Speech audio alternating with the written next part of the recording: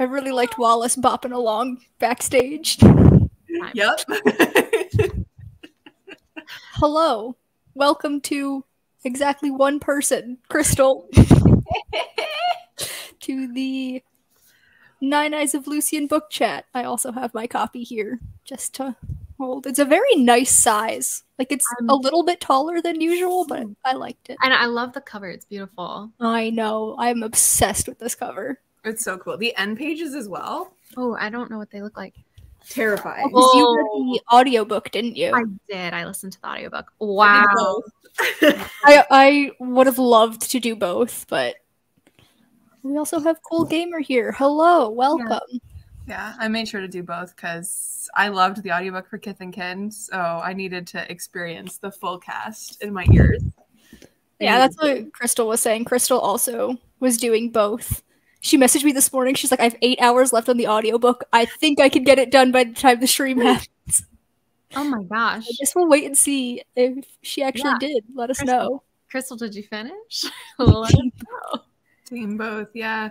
End pages, the cover and under the jacket are all so pretty. Mm-hmm. Yeah, really outdid themselves. What does it look like under the jacket? I forget. She's just purple. Sorry, my house is being haunted right now. Did not get it done because I fell asleep. That's no, Crystal! I mean, you mostly know the story of what happened, so like we can't spoil that is one of the things I want to talk about. But basically, if you got 2/3 of the way through the book, then you know what happens. You know what happens. You got that, which again is a point of discussion I'd like to talk about. And while we're talking about this, I have a spoiler banner, so there will be spoilers for the book because it's a book chat, but also just for campaign 2 in general. I feel, especially that last part. Because it's the end of the fucking campaign. Sorry. Yep. Are we allowed to swear on your channel? Yeah, you can curse. I really don't care. Okay. But yeah. Just overall thoughts, if we want to start out with that. Just what everyone thought about it. Okay, so with the context that I DNF'd Kith and Kin last year, because I was like, I do not like this. I really enjoyed this. My first just like general thought is that the author for this book, wow, chef's kiss, beautifully written book. There were certain moments, certain lines. A lot of the chapters had great chapter line like enders where they, it's still like it's just this little nugget of wisdom or this little sarcastic remark about the state of life, and I just be like, oof, oof. I wish I had been writing them down because I wish I had examples, but they're just some like just a lot of Lucien's like thoughts about existence and kind of his cynicism and stuff were incredible. And I just thought it was a beautifully written book. I was so interested and so invested in the first about 50% because it's this character that I know and these side characters that are hinted at, and we're getting all of this interesting backstory. I think the book, even though I understand that's the whole point of the book and it's his character arc and stuff, I do think the book suffers because if you have watched Critical Role, you understand everything that's going to happen after a certain point, and they literally just kind of walk you through it. And I will say, oh, wow, I have a million thoughts and I'm not letting them forward in, but I will say having Molly's narration there was a great addition. I think that was fabulous. That was fabulous. Yes. But I will say, like, I kept thinking, not that there would be many, but if there were people who picked up this book just because, oh, it's a fantasy story, but who hadn't watched the campaign, the ending is gonna be like, who are these people? Like, why is this? It's reading like it's meant to be so emotional. Like, Molly, we love you. Well, we don't know you. We don't know Jester, except we do because we watched the campaign. But so I think the book suffers in the back third. I understand why it does. I'm not sure there would have been a better way to do it, but overall, very well written. Enjoyed the characterizations. Overall, enjoyed it. So yeah, my overall thoughts. I agree. I liked Kith and Kin mostly just because it was Robbie Damon who was speaking to my ears, and I was like, yes, Robbie Damon, tell me everything. And Liam and Laura in my earballs, yes, in my ears. It was a great time. But yeah, I think my biggest takeaway from these Critical Role books is that they are just fan fodder. They are not, like, if you had this book just detached entirely from canon, it would not be a satisfying book to read. Correct. This is just fan fodder. Like, no, who's picking this up that doesn't know what Critical Role is? Because like, there's a big old logo at the top. Like, you look at this and you're like, well, this is obviously something. Right.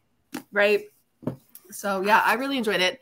I liked it more than Kith and Kin, but I found like Kith and Kin was more of a traditional fantasy novel because it was an encapsulated little arc of a piece of the story that we did not get in the campaign. And I don't even think it was played out in the campaign originally. Like, it was completely entirely set before. Yeah. Sorry. No, you're fine. We can talk about this. Taking over the chat prompts that you have. I'm glad I had the banner prepped. You're ready to go. I think that one was more of an encapsulated story. It felt more like a D&D arc, that one, because it had like the traditional fantasy feel and the story start stop kind of a thing, where this one was definitely just like getting, I have not read it, but it felt like Midnight Sun from Twilight, getting like other, I have not read it. Yeah, that's so funny though. But you're not wrong. That's but I was so excited to get Lucien's backstory because I know like we did not get an ounce of it in narrative because Molly perished before we could get any Molly backstory. So I'm actually really interested because the entire time I was reading this, I was like, I feel Matt Mercer in these pages. I can feel the way that he talks, the way that he tells stories in these pages. I can feel it. This is wild. But yeah, I gave this 4 stars. What did I do with my bullet journal? Oh, it's right here. What did I give it? So Crystal had gotten to page 120. I don't remember how many pages there are. It's like almost 300. Yeah. Yeah. It's about 300. So like almost halfway. Almost halfway, yeah. I loved this book. It's absolutely fantastic. It hit so many things that I love in books. First of all, Molly Mock, my favorite Critical Role character across all of the campaigns. He is my boy. I love him so much. I wish we got more of him. I really do. But like, oh, it was so good. I love books with weird formatting, which formatting is a whole topic we can get into. Also, Eldritch Horror, one of my favorite genres.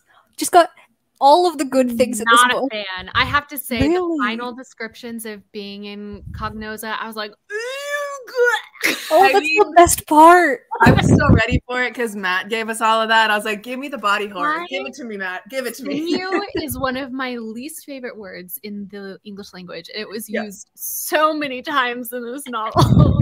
And like, even before that, just the description of his sweetheart getting crushed to death was so extreme. And then the nightmare he has when he's in the city of like holding her and like they're hanging out, and then all of a sudden it's her corpse completely cut in half. I'm like, oh yes, sorry, Crystal, that is a spoiler.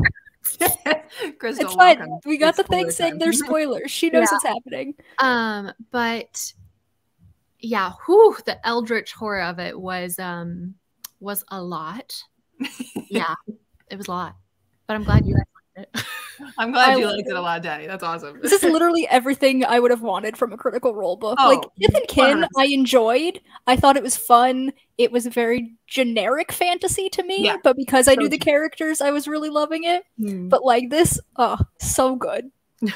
Yeah. It was. And it's by a different writer, right? Yeah, so that one is Marika Nijkamp, and this is Madeleine Roux. Okay, yeah. But I think both authors are queer and neurodivergent, I think. I think I saw that somewhere too, yeah. Because I know Marika is, but I'm not sure about Madeleine Roux. But we love to see it, either way. It was just so well written. Like, I can't get over how... It was lovely. And on your mention of format, as I was reading it, I flipped forward, because I do the thing, where I'm like, how many pages are there left? And I like flip forward to the author's note in the back, and I read the final paragraph of it, and it said that the like inspiration was from House of Leaves, and I was like, oh, here we freaking go. Let's go. House of Leaves. Have either of you read it? I have not, but it's been on my list of books to read for years. Like, when I tell you that I want this book so badly, but like, I don't often buy books like from the bookstore. I usually thrift books, and like, I've been waiting for it because it's got to end up in a thrift store at some point, because that book is not everyone's cup of tea, so people are going to be donating it. Yeah, it's such a cult classic, and my friend picked it for book club. She originally like joked about it because it was like coming up on social media and stuff, and all of us were like, are you actually picking House of Leaves? And she's like, yeah, I am. So she made all of us pick it, and I ended up surprisingly really liking House of Leaves and the formatting of it. But this was like, when we got to the weird formatting of like Lucien losing his mind and then the footnotes, I was living. There were footnotes? Yeah, so that's what I wanted to say, because you only did the audiobook. I want to know how they did the weird formatting in the audiobook. It was just Tally coming in as Molly. Molly's thoughts are as footnotes in the physical book. Yeah, Molly. What? Yeah. So, for example, in here you have the actual chapter, and then you have the footnotes come in, and they're a different font for Molly, and all of the voices of all the cognosa are all different fonts as well. And you have Lucien and Molly like fighting in their mind together, and there's some weird pages like the you're slipping, and then it's just all footnote chapter of him and Molly fighting in their heads. That is so cool. Yeah, that is so cool. Oh yeah, and no, then they have the like. I mean, we went to the same page.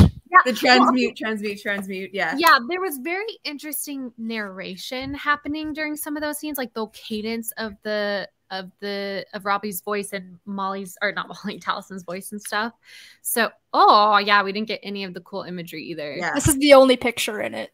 Oh, okay. But and there's fun formatting throughout as he's losing his mind. It's very fun. That's Crystal, so you'll get cool. to it. Yeah. That is so cool. I did not realize it was footnotes. I just assumed it would be like, normal text and then italicized text to indicate that it was Molly's. No, they really played around with it, and I think it was so well done. That's cool. Yeah, especially with like the different fonts for the cognosa voices, because as we know from the campaign, each of those voices is their own different personality, right? So it's so cool, like the different font choices. So pick up the book and look at it. It's really cool. That's super cool. It's very cool. Yeah. Like I said, books that play with formatting, one of my favorite things ever. And like, you don't get it for the first part of the book. It's not until Aor. And I was so shocked when that started happening. I was like flipping the pages like, okay, we're getting into some stuff here. Yeah. I read this in like 4 hours in one night because I read audiobooks at an inhuman speed. It was at like 3.3 speed in my earball. In my ears. We're just going to keep saying earball. Wait. Can we do a demonstration for people? I've got the audiobook up right now. Do we want to go for it? Show people what 3.3 speed? I had the audiobook. Hold on, give me a second. Because I read as fast, like I like to put it as fast as I'm reading. And if I notice my eyes slipping forward, I will speed it up. Oh. So like my brain gets like acclimatized to it. I start at like 1.7 and then I bump it immediately to 2 if I'm finding it slow. And I just keep going up. My brain is really fast. Okay, 3.3. Are we ready? Chapter 37. They worked in sons. Creed was in a silver orb, chased with gold in place on left weight post. Orange blue light, hanging lamps, and scattering to fuse the chamber. What? Lucien trapped his tongue between his teeth, straining, using airline palms in their pack. Then how?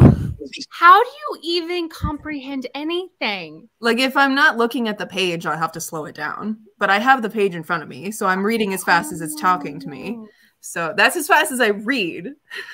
Yeah, see, even I can't listen to audiobooks by themselves. My brain just won't pick up on the information. But I do like listening as I read physically. And keeps me focused. Like usually my max is like twice speed. Sometimes I can go a little faster. Like the last book I was reading, I was at 2.5. But like that's it. That's my limit. Wow. I mean, That I used was- to be like a 1.7 person when I listened to classics. I still am with classics because classics take a lot more brain power. But that's when I started doing the audiobook and physical at the same time. Was in university because I needed the double focus when I was reading through like Charles Dickens because nobody has the brain power for Charles Dickens. But then in the past few years, because I need that focus now to just pay attention to anything, I've gotten so fast with my with my audiobooks. Oh, yeah. Yeah, it's 3.0 speed is my average now. That's wild. It's wild. Anyways, I want to like re-listen to it at a normal talking speed, I guess, because honestly, like when we switched into when the cast comes in, a lot of their voices were just like I couldn't understand what they were saying. You couldn't. Oh my god, Jester speaks so fast. Yeah, exactly. And I was like, oh, right. These people aren't audiobook narrators. They don't automatically speak a little bit slower. So it took me aback. Matt did really well throughout the entirety of the book because he voices Lucien. He did really, really well. But I was, as soon as we got to like Jester and Ford and everyone, I was like, I will say, I thought that was such a nice touch because when the audiobook first started, I was like, oh, it's not Taliesin voicing him. Oh, but then like the fact that Taliesin voices Molly and Caddy, I was so excited. I was like, oh, I was the exactly same thing. I was like, oh, okay. And in here, when they jump after Molly's death, they just completely jump over Molly's interlude. I was so sad. I was like, what do you mean? We're not actually going to get Molly's part? But then we got the footnotes with Tally in them, and I was like, okay, good. Tally's here back. Talison's back. Tally's here. Which, Danny, do you have a discussion point planned for like interpretations of the interlude parts? Because I feel like I was at that part of the audiobook late at night and I was like, is this a reference to something in the campaign that I missed, or are we supposed to interpret what he's seeing in these like dead times, like the woman with the cards and that's the Moonweaver, and I did not realize that until the last one, and I'm like, holy crap, how did I not realize? It was one of those moments I was like, which deity is this? This is not the Wild Mother. And I was like trying to think, I'm like, it's not the Raven Queen. Whomst is this? Yeah, and I was like, not the dragon one that Molly Mock also had in the campaign, because that's different imagery. Right. So it took me a while to realize it was the Moonweaver. What do we think? Literally on the last scene with her, I'm like, wow, I cannot believe I did not see this. What do we think the significance is of that? Of it being the Moonweaver? I'm not sure. Yeah, because I mean, you see the Moonweaver. It was Traveler Con, right? With the Planetar that's kidnapping Artigan. Wasn't that the Moonweavers? I think so. I think that was Artie and the Moonweaver. I think that was that. Yeah, because we don't really hear of her in the campaign with Molly. We just get a little snippet where we learn like he doesn't really worship the Platinum Dragon, but we don't really see his actual worship.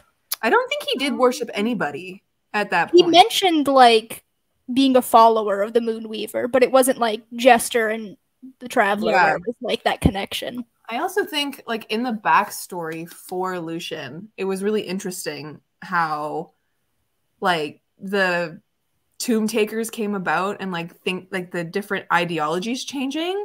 I think that's really interesting to see, because then you almost get a glimpse of what the person like Molly would be in this body, with just like the not really worshiping everybody, but like wants to kind of dabble. He dabbles. That's this guy. He dabbles, whoever this body is. I like it. But yeah. What kind of discussion points do you have, Danny? Now that we're not going to go off the rails. Well, I didn't have many. We already did the formatting, and we talked a little bit about versus Kith and Kin, and the consensus seems to be this one's better. On this topic, I wanted to ask if you guys had read any books by the other author or this author before. No, I've never heard of either. But I think I do want to say, I think if you're not a Critical Role fan coming to these books, Kith and Kin is a better choice, because it's like you understand what's happening. But right? It's so cringy. It's so... very traditional fantasy. Nothing actually happens in it. I loved it just because it's the twins and I got to listen to Laura and Liam. But it was the twins, like, as soon as they were allowed to start swearing, I mean, they're dropping F-bombs every other moment. And, like, I don't know. I just didn't, again, I DNF'd, so maybe there was amazing character arcs in the back half, but... Yeah, I enjoyed it just because of the nostalgia factor. Even though I haven't finished campaign 1, I've gotten far enough in that I love them to pieces. But it's one of those things that I think if you're not a Critical Role fan, this is probably a better pick because it's just a traditional fantasy novel. Like it's not going to be anything special. Like as a book itself, it's probably like maybe a 3-star, but because of my nostalgia, it was like a 4 because I'm like Robbie Damon. But this one is definitely a better written book and has a lot more going on. But I agree with what you said at the beginning about the ending being lost, because I was filling in the blanks with the campaign knowledge. And I remember getting to the end of it and talking to my vlog. I was like, I don't think if you hadn't watched this campaign, you would know, you would even, 1, pick it up, 2, have any idea what's going on. Completely over your head. Like, oh yeah. Like all these people. And I think it's really interesting because I love I've never really read like a villain book. So this was a really interesting look at how much potential there was in Lucien when he was like a 12-year-old boy on the road, on the streets of Shady Creek Run, and how one decision makes him just go off the deep end. So I think it was really interesting to get that aspect of it. But yeah, this was definitely better than Kith and Kin. But yeah, that's my comparison of Kith and Kin. This book, I mean, this was something I thought about all the time during campaign 2, but this book really, really hammered in for me the what if Molly hadn't died, and like, how would this have all gone down? How would the Tomb Takers have, you know, tried to get Lucien back while Molly was still alive?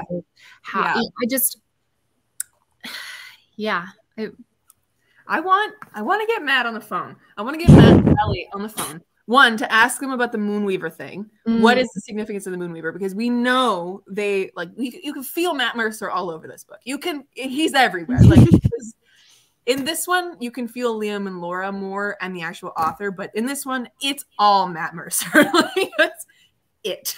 So I want to get him on the phone and be like, Matt, what would have happened? Because I think he talked about it in the Mighty Nine wrap up a little bit. Like I think one of them asked like what would have happened if Molly hadn't died. Oh really? I still have not been able to watch that. I'm too emotional. It's very good. It's very good. Watch it, then it's over.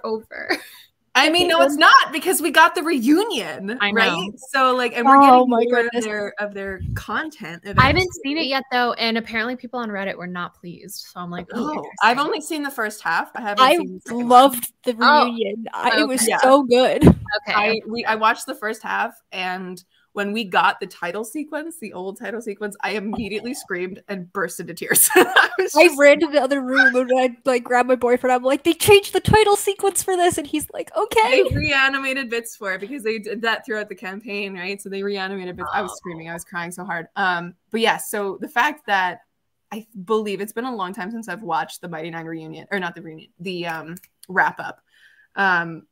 And I think Matt said that he had originally planned, like vaguely, because he doesn't plan a lot of stuff ahead of time.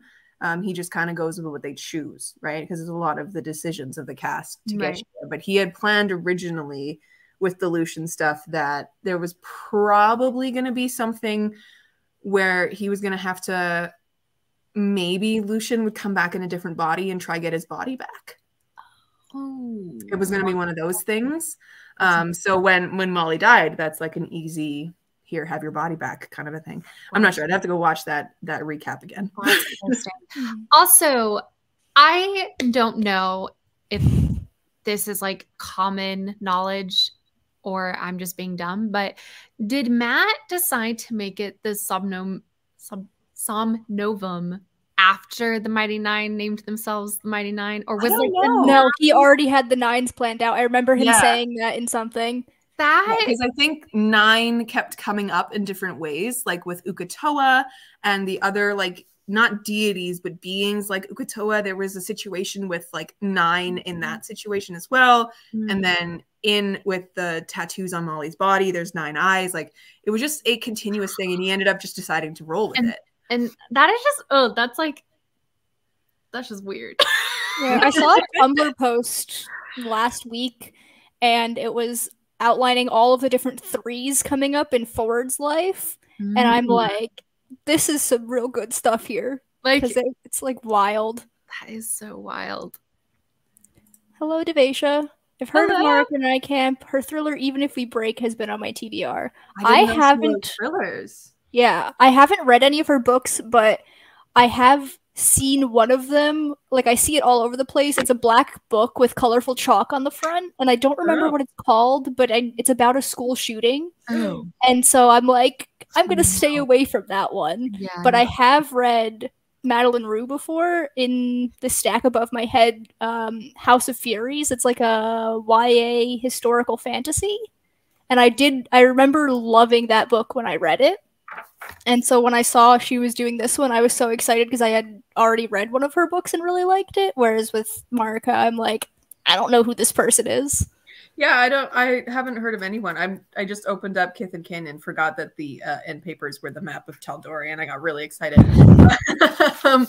I was looking at the list of stuff that Madeleine Roux has done. Devasha. She's done so many. So is Marike. That's fun. I know Madeleine Roux was very popular when I was in high school, at least among my like friend group. She had a book series where the first one's called Asylum, and I remember my best friend in high school loved that series, but I never read it. Yeah, I recognize some of the titles now. Marike wrote Before I Let Go. That one I recognize. And the Asylum, I recognize House of Furies, but I've never read them or seen any covers for them, but that made me very excited. I opened it up and it's the map of Tal'Dorei.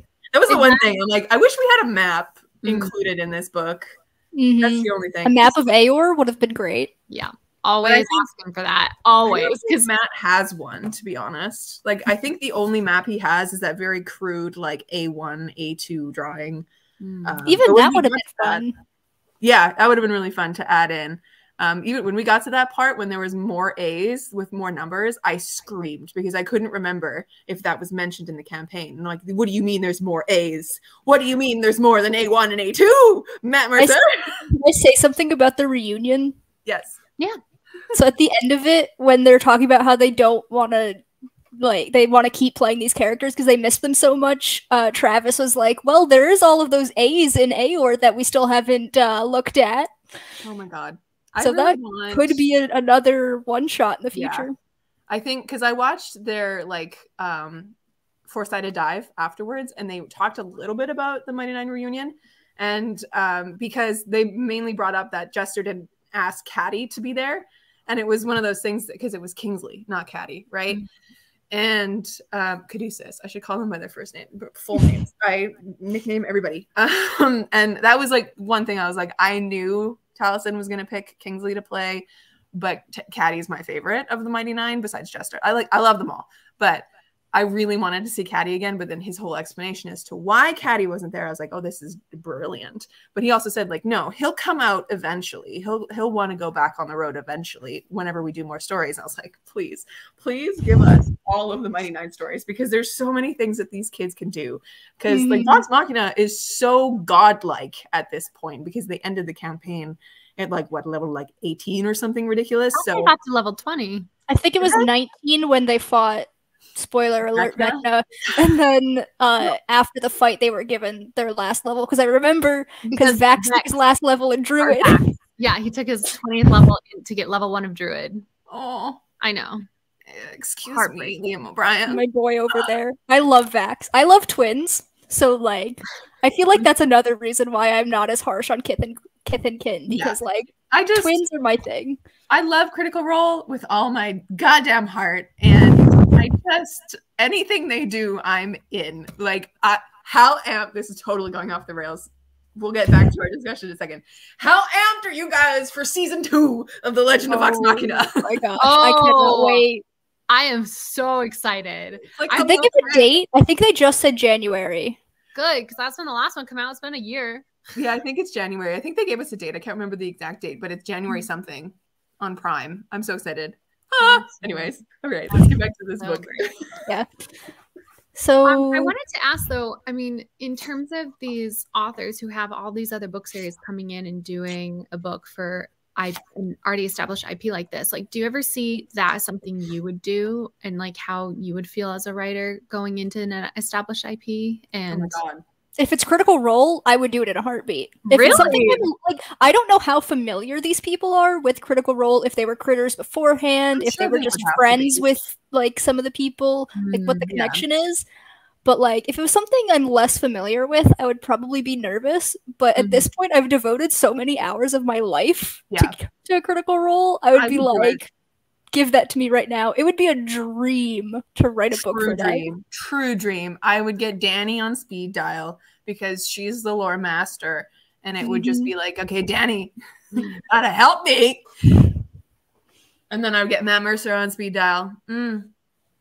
That would true dream to just nitpick and pick Matt Mercer's brain. Oh, incredible. On that note, which characters do we want more of? Knew exactly where you were going with that. I need to know.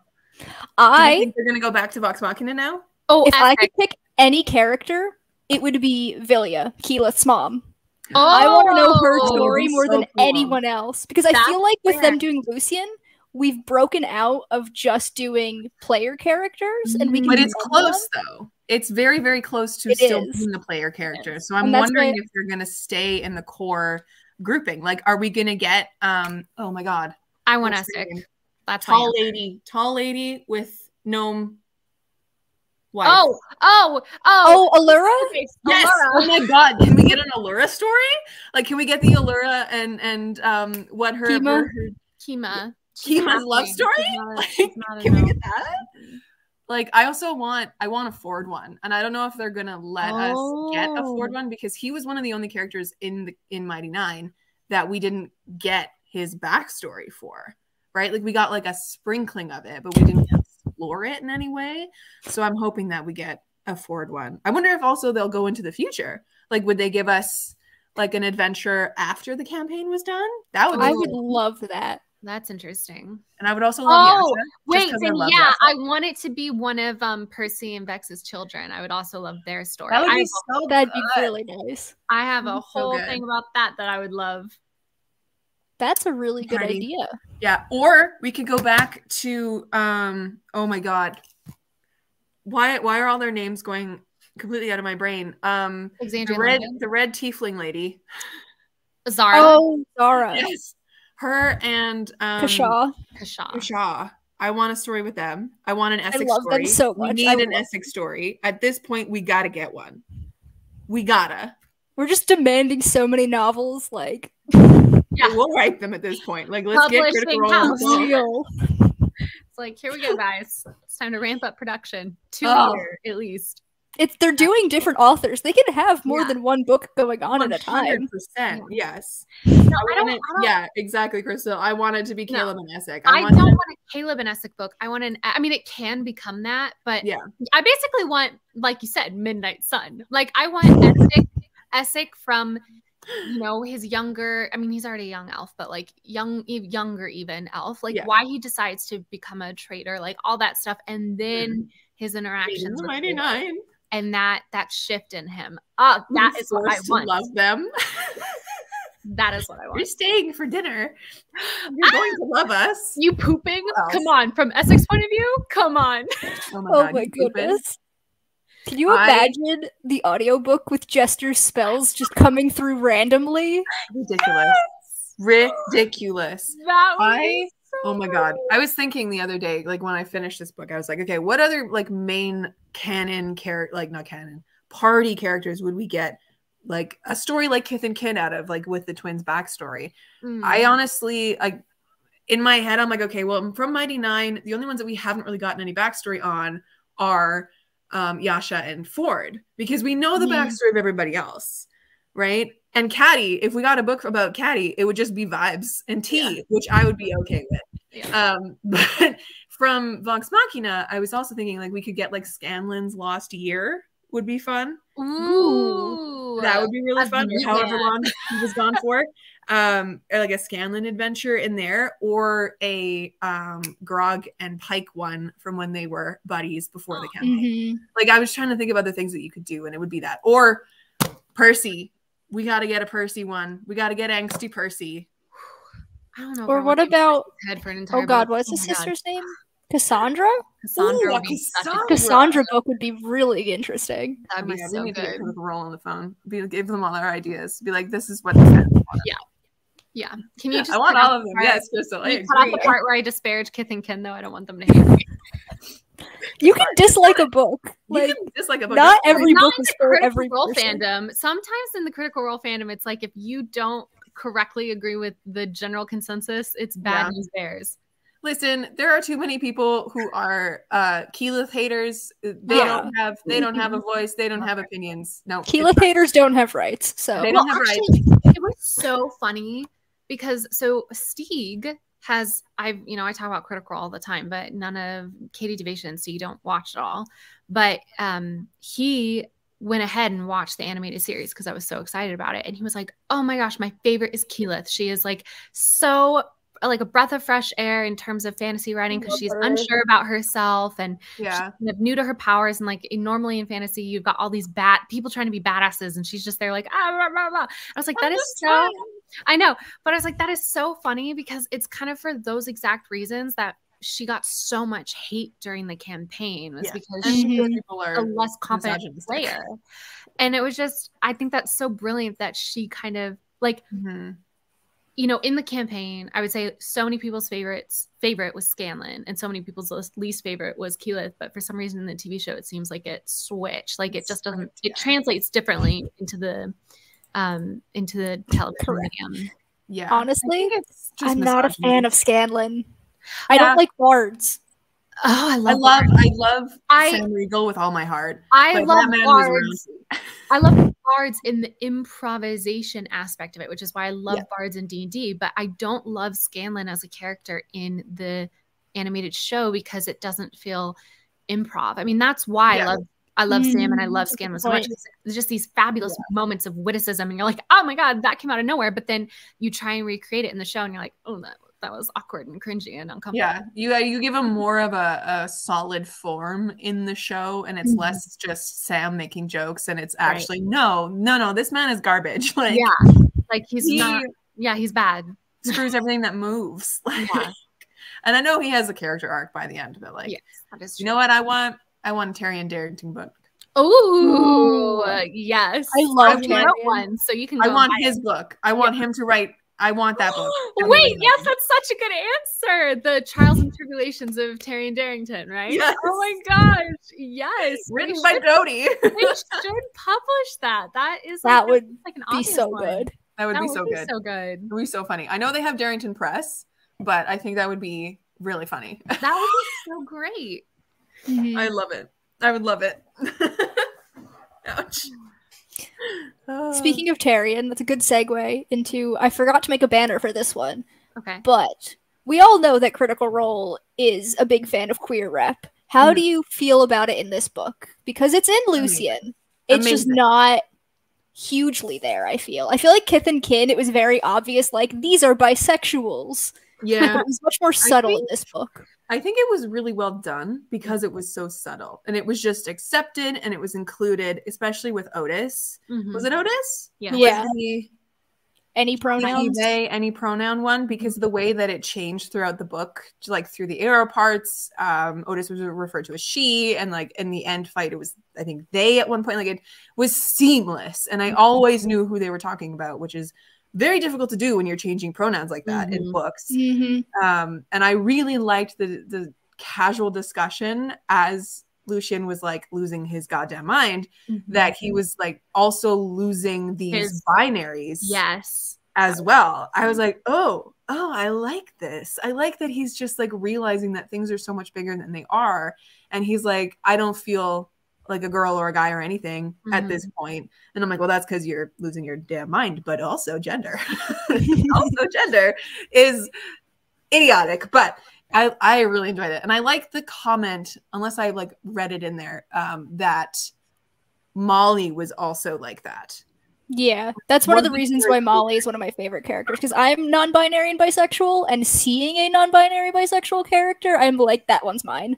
Yeah, yeah. Molly was very good, and I wish so that we could have gotten more of the gender play, because when campaign 2 was originally airing, the whole like gender conversation wasn't as far as it is today. And now with campaign 3, with 2 characters that go by he, they, or they, he, I'm just like, this is great. Like the amount of gender conversations that they're having is amazing. And I like how subtle it was in here. But the sexuality was not commented on. It was just identity. Sexuality, right? When Lucien and what is her face? The love interest, Brev? And I guess there was also the other two. They mentioned that the two of them would often like share lovers, and it didn't matter what gender. Oh, that's right. I missed a little bit of that, but and I think also one of the other, there's another couple in there that were lesbians as well, unless I misread those genders. But yeah, one of them died.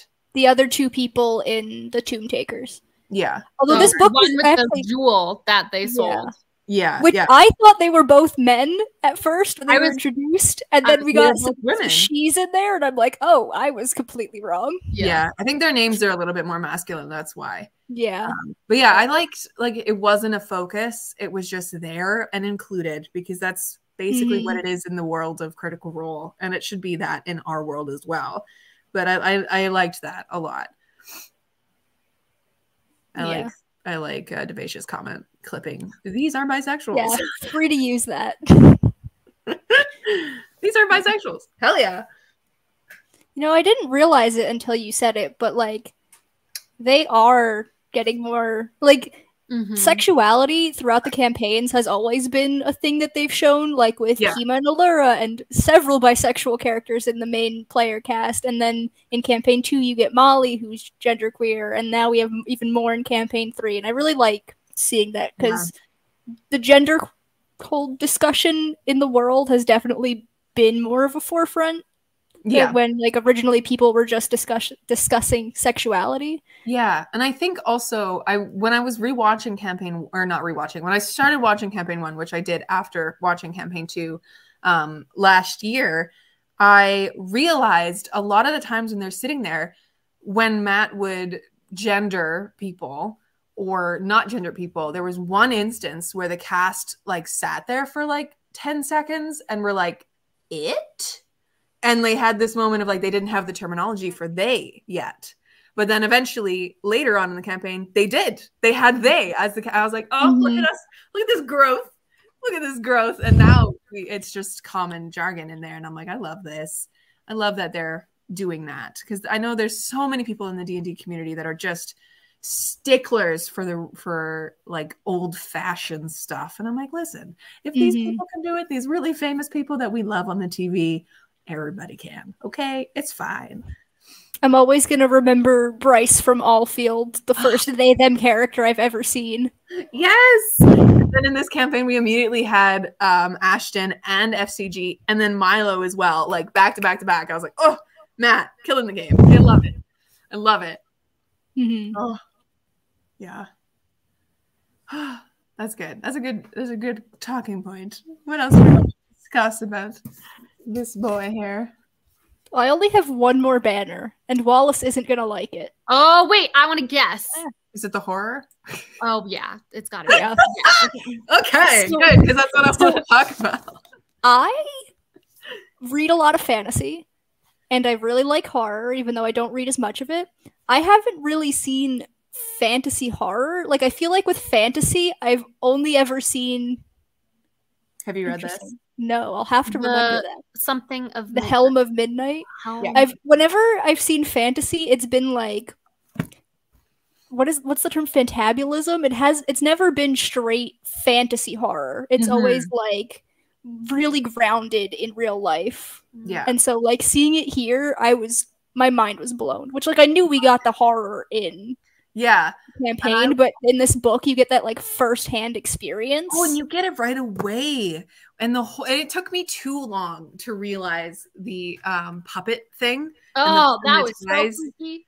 and the ties to the actual like being puppeted Mhm. situation that Lucien was doing at the end with his followers and with like some of the Mighty Nine.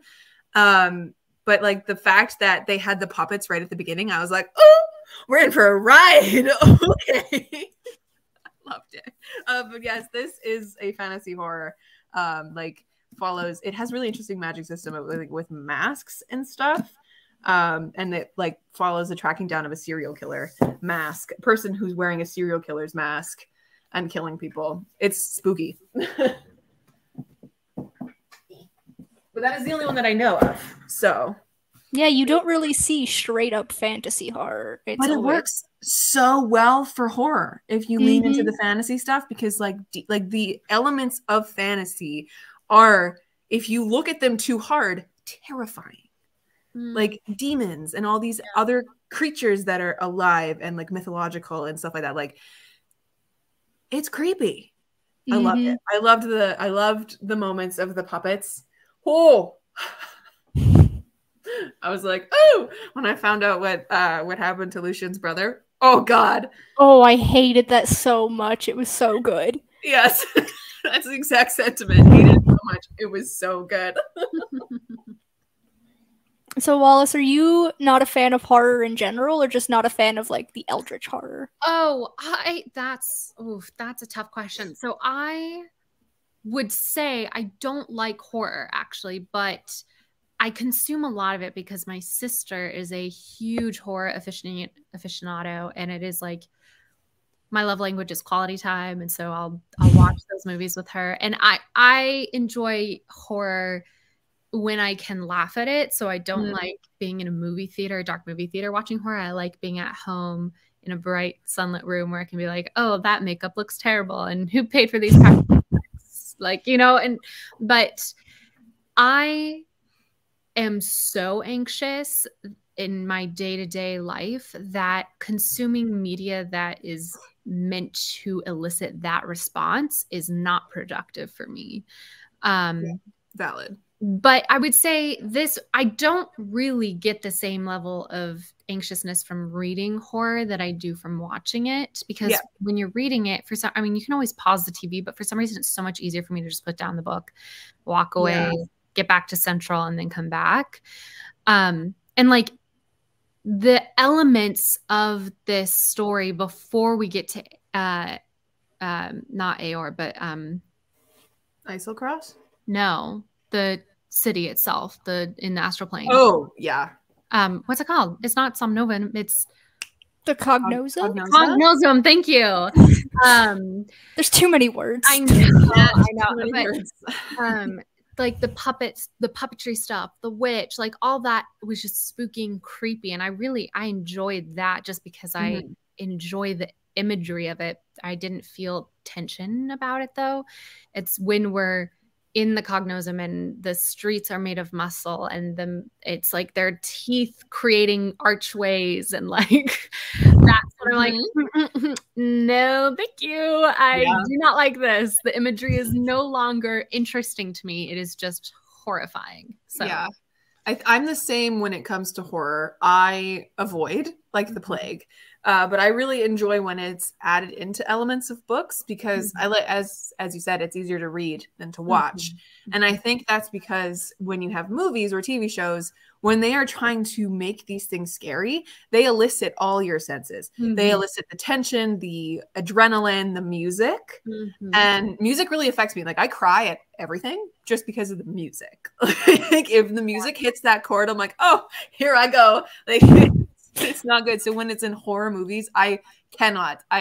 When I was little, I used to like, if it was in a movie theater watching a movie and like the previews had like one of the Paranormal Activities on, or like whatever being advertised, I would literally have to look at my lap for the entire time because I just couldn't handle it. So I very, very rarely read horror. I enjoy thrillers to an extent, because like the feeling of a thriller is fun until it's like revealed as to what's actually happening, and then I'm like, oh, this is boring. But when it's like when these elements are brought into fantasy, like one of my favorite things, I don't know if any of you guys have watched Dimension 20 with Brennan Lee Mulligan, but Not yet. oh God, please do. It's so good. But like when in season 2 of Fantasy High, for example, Brennan starts pulling in a little bit of like horror elements. And those were some of my favorite moments just because of how viscerally the cast would react. And like, I was like, woo, tingles. And then they're actually doing a fully horror season right now with like the Twisted Fairy Tales. And I'm loving it because it's also like paired with comedy, right? And that's the best pairing, is horror and comedy, right? Like it's so good. And like adding in the magical aspect also is like, okay, like what is possible? Literally anything, because there's magic involved at this point. It's terrifying. And I loved like in the end of campaign 2 with Mighty Nine, when that body horror started coming in with Matt and his explanations, and like the whole cast was like, oh, Matt. And I'm like, yes, Matt, let's go. Tell us about these esophagus or whatever it's open. Like, tell us about these intestines. I'm here for it. I'm pretty sure that's what got me into horror, because I don't think I was a horror fan before this, but I remember that happening and being so like about it, and then being like, wait, that was actually really fun. That's so interesting. Fun. I think you're like, oh, this awakened something inside of me. Yeah. I think when it goes too dark, that's when it removes all the fun. You gotta have something light attached to it, like you do with Dimension 20. The cast is really funny, and they take moments when after like really dark, like really creepy stuff, like someone will crack a joke, and then they'll all come out of it and go, oh, okay, we're fine. And in this, you have like I don't know, you just have a little bit of like movement and levity with it, even though it is very dark and it's a villainous arc. I think that's good. When it goes like full grimdark and horror, I'm like, this is too much. This is too much for my brain. It needs to have a little bit of fun. Make it exciting. Devacia says, I think I'm the opposite. Reading horror is so much worse than watching it for me. I think you can pick apart execution of the cinematography or the script, but reading it's in your imagination. The call is literally coming from inside the house. I totally hear what you're saying, but I think like Jim was saying, I think for me the music is such a large part of the you know, not to overuse the word, but like the trigger response, you know, with jump scares, the like that sound is so agitating to me. Suspenseful music is so agitating to me. The sound of screaming is extremely agitating to me. And I can read about someone screaming, and I can, you know, I shut off your brain a little bit. Like I hear it in my head the way that you do when you're reading something, but it's not a real sound of someone screaming, which is agitating. So, yeah. Also with books, you can just put it in the freezer like Joey does from Friends. If it gets too scary, put it in the freezer, run away. It's okay. There's definitely a filter there. I mean, there are filters with every type of media that you consume, but I feel like for me, even though reading is a more intimate way of consuming media, because it's not as easy to detach yourself. You know, like I can turn off my brain when I'm reading, though. Well, like if I don't want to like consume it. But I'm like, you're watching a TV show, but you can also be scrolling your phone. You can't be reading a book and scrolling your phone. You know what I mean? So there's less of a filter in that way, but at the same time, there's more of a filter because you have to create such connection and such intention. As soon as you pull away, it's done. It's fully over. If I'm watching a scary movie and I'm getting too scared, I first have to reach for the remote and pause it, but the picture is still there, and it's like this threatening thing that's like, if you unpause it, it's coming back. Where it's like the book, I can just close it. And then you can keep seeing it when you like think about it later. You keep seeing the images of it. But I think it's interesting, the aspect of reading horror versus watching horror. I've had this conversation a few times in my life about how like, because people are like, why can't you watch horror movies? I'm like, this is the reason. But I like reading horror sometimes when I'm in the mood for it. When I want to be spooked, I'm there. I like the edge of adrenaline that you sit on when you're reading. Adrenaline edging. Yes, that's exactly what it is. But yeah, I was like, you can't read a book and scroll, and I was like, yes, you can.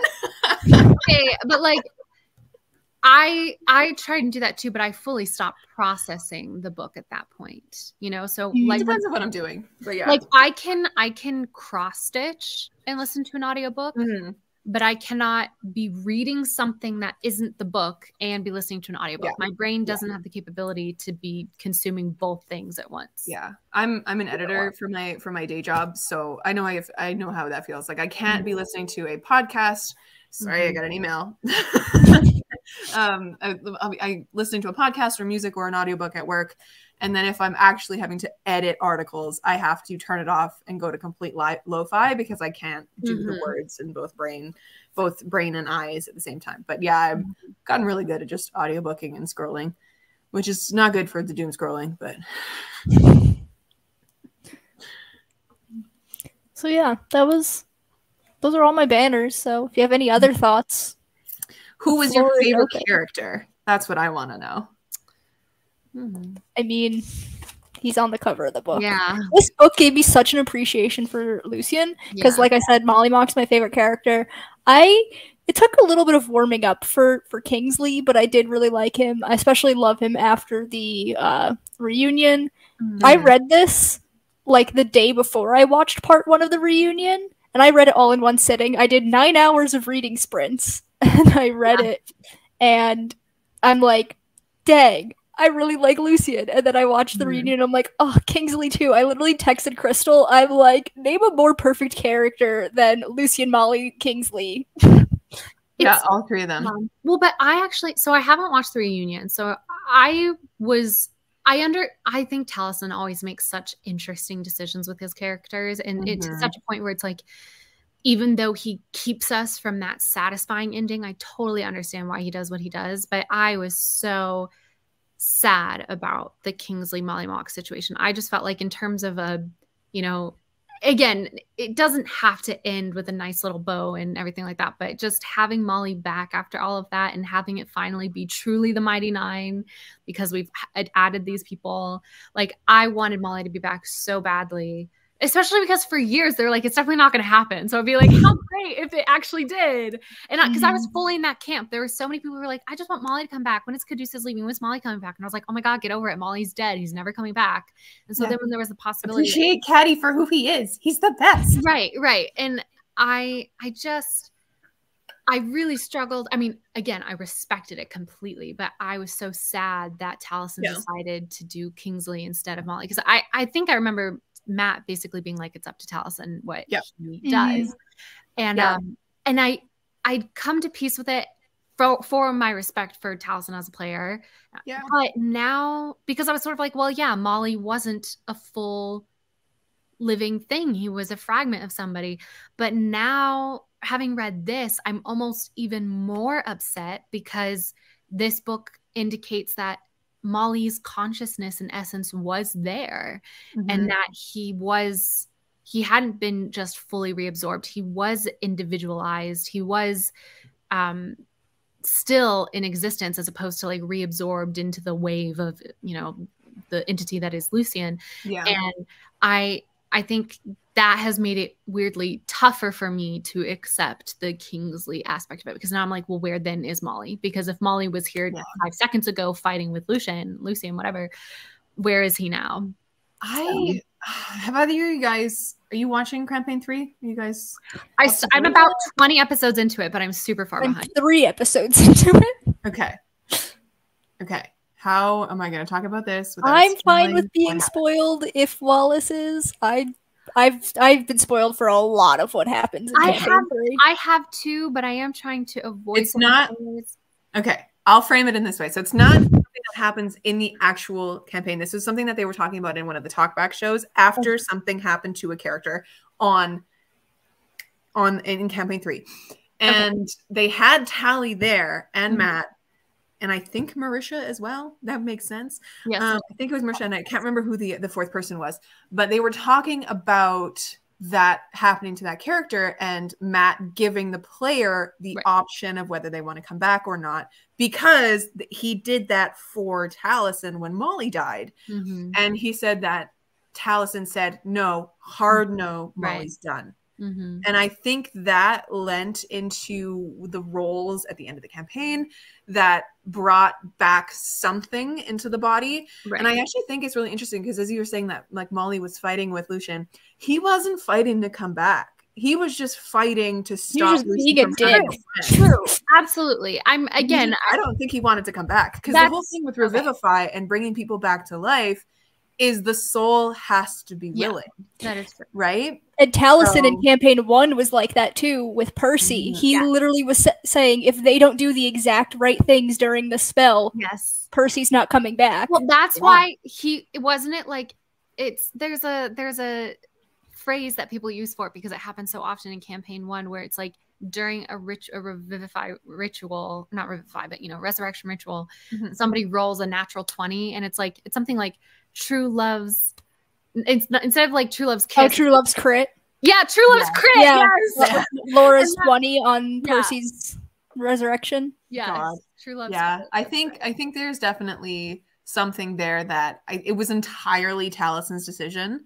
And in that not bringing Molly back was his decision. And I think that's reflected in this because not once did Molly try wrest control. No, he was just being a dick. That's why I said I was like, even though it made me sad, I totally respected it. There was no part of me that was like, he should have brought him back. Like as a writer, I really respect it. I'm like, because I know what it is to have a story and see the like happy, pretty bow tie ending, but know that from like a symmetry standpoint and arc resolution standpoint, it doesn't make sense for the character. So I do respect it, but again, the way I'd made peace with it was just by assuming that Molly wasn't, what had been Molly had been reincorporated. And so this is like a reshuffling, but reading this book made me imply like Molly was there. Yeah. So I find that so interesting. And I hope we get to explore Kingsley more at some point. Yeah. Because in another one of their four-sided dives, because I think he was on recently, and they were talking about the Mighty Nine reunion.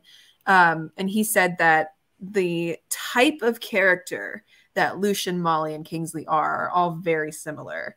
And I'm just like, okay, that's such an interesting comment to make. Because like, what is it about this specific body? And the whole thing with like the dodecahedron and like the soul collecting and like that aspect of it, I'm like, what is it with Molly's body specifically, or Lucien's, or whoever's body this was first, that makes it a vessel for souls to go into? Oh, see, I want to know. I had always interpreted it that you have Lucien's soul, and then when Vess kills him, she shatters his soul, and then Molly is one of those fragments, and then I had always been considering Kingsley as one of those fragments too. See, I thought they were completely different people. Because that's why to me Lucien had all the memories. And like when we first meet Kingsley and he doesn't know anything because he's basically just born, but he looks at Yasha and he's like, love. And then he looks at all of them in turn. Like, it's clear that he has something of Molly in there. Yes. That makes sense. But I also found it really interesting that the idea of these souls, because when Molly was gone, or when Molly was in the place of Lucien, when he was alive, right? And in the book, you just skip entirely over that. Right? You skip over it because Lucien was quote unquote like asleep or wherever the souls are. Maybe there was something in the magic of the Somnovum specifically, because the Somnovum and like the whole Cognosa ward were very broken, and it was all these different consciousness, that's the word, consciousnesses in like the Somnovum situation, right? And there was this whole city of people who had just become one giant screaming mass of brain, right? So I'm like, maybe there's something to tie that to the fact that there are multiple beings that were in this one body, but it's all to do with souls. I find it so interesting with what Matt's doing with souls in this world because of the idea of the dodecahedron and like the soul collecting and being reincarnated thing. The fact that we've had Molly, Lucien, and Kingsley, and now with FCG, who has a soul. Wait. Whoa. I'm spoiler. sorry. That was a big spoiler, but like it's the whole idea of souls that Matt's doing in this campaign. Like it comes up in every one of his campaigns. Like I don't necessarily like the whole idea that Percy had something attached to him as well, right? Like I'm like, Matty Mercer, what is going on in your brain, my guy? Like I want to know. I want to know what he's doing with souls. I find it so interesting. Anyway, sorry for that incredible spoiler. But that's okay. I mean, I've kind of like, it's kind of one of those things where you're like, as soon as the character is introduced, you're like, I know where this is going, but I'm going to enjoy the ride. So I figured that was going to be a revelation at one point. So yeah. Did you guys also realize like when Sam introduced his character, I was like, yeah, of course he was going to do a robot. Of course he was going to do a robot this campaign. I was just like, of course. It's because in the Mighty Nine wrap up, one of the things that I remember Matt saying was that because of the events of Aor and them essentially rescuing Devexian, they've introduced the Warforged class into Exandria. And I'm like, that's so cool. And I immediately looked at Sam's face and Sam was like, and I'm like, Sam's going to play a robot 100% just because of that. They've all done that where they're like, they hint at what they're going to do. Like there's a moment very early on in campaign 1 where Yasha's like, oh, I want to play a barbarian. Or Ashley. Same person at this point. God, yeah. I don't know who my favorite character was in this. I think it might be Kree, just because like I did not like Kree at all in the campaign. Really? I don't know what it was about her. I was just like, this is such a weird.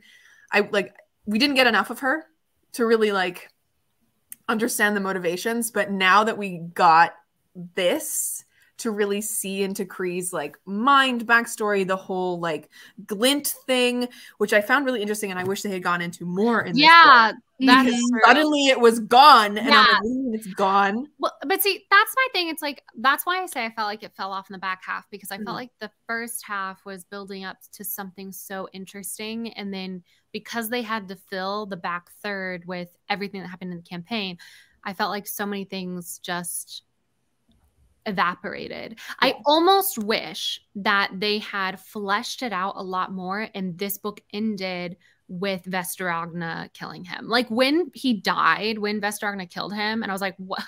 We have so much left to go. Like what? Like I thought, because I was kind of thinking it was going to be like Kith and Kin, where this is all for the most part pre-campaign. And so I had kind of gone in. I know, again, it was literally called the Nine Eyes of Lucien. I should have been way more aware of where this was going, but I thought we were going to get everything pre-Molly, and then it basically ends with Molly coming out of the. I thought we were going to get more Molly in this. I honestly thought this was going to be like a Molly Lucien backstory, and we were going to like have Lucien die and then have the birth of Molly and then have that. And I was like, ooh, we got no Molly, basically. We got him in footnotes. That's it. What a brilliant way to have Molly, though. So good. 100%. And I like after reading it, I understand why for sure. But yeah, it did kind of crumble in the back half, because I wish we got a little bit more with the glint. But again, if you think about it, because of the way that Lucien loses his damn mind, the complete character arc that you get with Lucien from like the first page to the final page, like he is not the same person at the end, which I find so interesting. Like demeanor, thought process, everything. Like Lucien from page 1 would not have let Kree die, right? Like I'm just like, wow, this is so interesting. The complete devolvement of him and his thought process. I think the way the like last third of the book lends to that feeling is a little bit how like kind of tumbly rushed it feels, because of the way we kind of speed to the Mighty Nine and seeing them and all that. And I was like, oh, okay, so it's good. It's like it's almost there. We should just a little bit more. Yeah, there definitely could have been some more length to this book, because I think Kith and Kin is quite a bit longer. Not like a lot longer, but definitely. Yeah. But this one felt so short to me. Like it kind of zoomed through. It did. This one's about 350, 360 pages, and this one's almost, it's like 290, right? So it's a little bit different. Yeah, quite a bit bigger, actually. Yeah. about 50 pages different. What about you, Wallace? Who was your favorite? Oh, I just find Lucien to be a really interesting character, and I definitely him. I agreed with you and your point. My favorite character is on the front of the book. I think that's a sign of a good writer when like the main character ends up being the favorite. Yeah, he was definitely interesting. I really liked his love interest too. I wish she didn't die. Well, it was funny because it was like there's some people who I'm like, okay, I know this person's making it to the end of the book, but like, who's this person? I don't remember you ever being mentioned. So it was exactly it. I was like looking at the names and I'm like, I don't recognize this name, but I recognize Otis and this one because of the way that they were interacted with in the campaign. Also, the fact that we got Ford's brutal fucking murder of the one tomb taker in this book, I was like, oh, Ford. That was one of the moments where I was like, okay, we're getting Pirate Ford back right now. Like, the unhinged Ford that we got in the pirate arc is back. Oh no. Yeah, that was wild. Oh god. It was really cool seeing the like everything from the moment where he woke up from his point of view though, and seeing like the thought process behind it all. I really enjoyed that. Yeah, I think that was my only question. Or what's your favorite part of the book? Or scene or moment or... That's a great question. I'm specifically thinking about that one quote. I mean, I remember I was like doing my, like washing my face at night and the chapter ended with this fabulous quote and I was like, oof. And I wish I could remember what it was, but it was so good. It happens. Yeah. And it like, I'm trying to remember. I think it was after he had his confrontation with his sister. I'm thinking it was kind of near that part of the book. Yeah. When he was still kind of lucid, but you could see the cracks forming. Well, and just like, yeah. What about you, Danny? I don't know. I really liked when they were hiding out in the witch's hut. And we're like, something's not right here, and this lady's gonna show up again. And then she did in the most horrific way. Yeah. And then, oh, look at my giant puppet house. Hello. I think my favorite parts was the original Aor arc for Lucien and the Tomb Takers that went through. I think that was really interesting to see with Vess. That is true. I think it was really interesting to see because we got actually... Because one of the things I wish they had done in the actual campaign was to explore Aor more. And I understand why they didn't, because they were on a time crunch. They were literally racing Lucien through the ruins. But I thought it was so interesting where they actually burst one of the bubbles and like saw what happened to the person who was encased inside. And I was like, oh, that's what I wish they had done that in the campaign, like to actually see what would have occurred if they released one of these bubbled people, like to see if it like, did they come alive again? Like what were they just held in stasis? But I liked that part a lot. And then when Lucien walked off and found the scholar's cave, I was like, this is where we're going from here. This is good. Actually, I think that was my favorite part of the book was all the entries from reading, like hearing the scholars. Oh, voice. yes. And, like, just that was so engaging. I was just, I would just sit and listen to those parts and like that person's descent into madness and their like petty competition with their academic rivals. Like, I found it so funny. So yeah, I really enjoyed it. That might have been my favorite part of the book, just in terms of listening experience of, because I know what it is to find a book and not want to put it down. And that's kind of what the experience that Lucien was having of he's got the book and he just keeps like, he goes and he eats and then he immediately goes back to the book and people are like, yo, dude, you've been here all day. And he's like, what? It's been a day? Like, really cool. Oh gosh, I love that part. And when I first got to that part, I was like, is this... I got like, it was just a little bit murky, I think, because I thought originally when they got the book in the campaign, when Bowen and Caleb were reading it, I thought it was more of a like from the actual Cognosa ward, their research that they were discovering, and that was what turned them. I didn't realize that it was somebody else who had discovered what was going on in the Cognosa ward writing a journal, and then that's what infected them. I was like, that is such a cool little thing. I love, it was very interesting. And the fact that like you can read part of it and not understand it, but if you read further on and go back, you'll be able to understand it. And I'm like, that's wild. That feels like House of Leaves. Like that's bonkers. It's bonkers. I love it. Yeah, I think that was my favorite part. I'm so excited. I want to know which one they're going to do next. I want to know. When did they announce this one? I've had it on pre-order for like,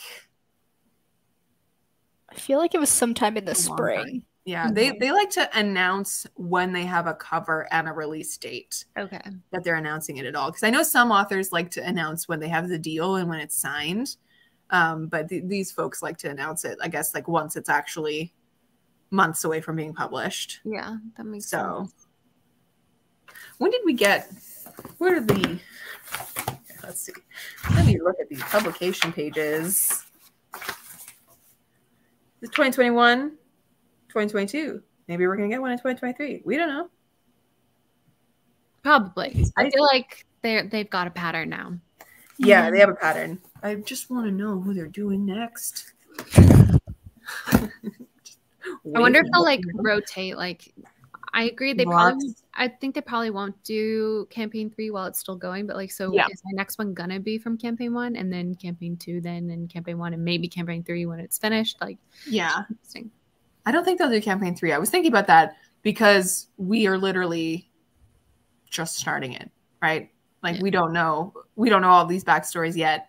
So, and like some of the backstories we do know because they were told in the first few episodes with Rollies, which is just the best. But like it was, if you could pick someone from campaign 3, who would you guys want for backstory? Like I don't know them well enough. Yeah, I only watched 3 episodes. Well, I know 3 episodes. Which one? I would say Imogen, but I'm pretty sure she's the person who gets highly focused on. Like from the slight spoilers that I have had, like I know it's her kind of issues that they're running around trying to deal with right now. It's wild, honestly, the way that, like, since I've watched most of campaign 1 and all of campaign 2, the narrative style that Matt's doing for campaign 3 is more aligned with campaign 1. But like we're dealing with so much shit at once that I'm just like, Matt, this is too much. Oh my God. We're getting so many lore drops. We can't handle this.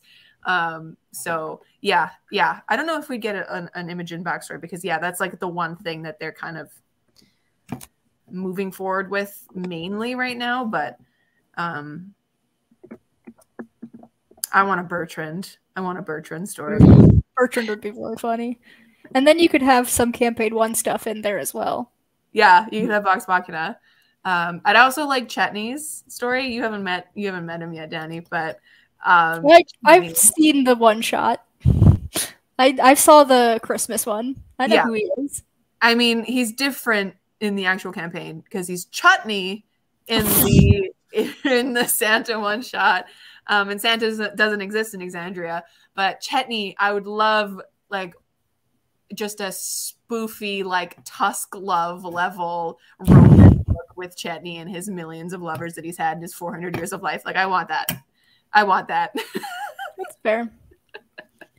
Yes, this has been a lovely chat. I'm very glad you guys were able to come on here and talk with me. Thanks so much for hosting this readathon, Danny, and for inviting us. Yeah, I haven't been able to talk about a lot of Critical Role because, like, some of my friends don't watch, and the one friend who got me into Critical Role hasn't been caught up or hasn't watched Campaign 3 and has like decided they're not going to watch Campaign 3, which is ridiculous. And I'm like, you should watch Campaign 3. It's so good. What are you doing?